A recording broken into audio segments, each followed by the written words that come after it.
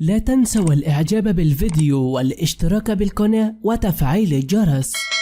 السلام عليكم ورحمة الله وبركاته. كيدهن عظيم. بسمة بوسيل تظهر بالمايوه مع أصدقائها وهذا الوسيم بعد خبر زواج تامر حسني ورقصه مع فتاة، وهذا الشاب يظهر مع بسمة بوسيل الآن على الشط، تظهر بالمايوه وترقص بجانبه، وفي حركات صادمة لتامر حسني وللمصريين وجمهور بسمة بوسيل غاضب من حركات بسمة بوسيل مع الشاب الوسيم الذين رقصا مع بعضهما وتمايل كبير بينهما في كيدها لتامر حسني بعد ظهوره مع فتاة ورقصه معها، حيث أن كيدهن عظيم وبسمة بوسيل لا تصدم تامر بهذا الظهور. والسلام عليكم ورحمة الله تعالى وبركاته.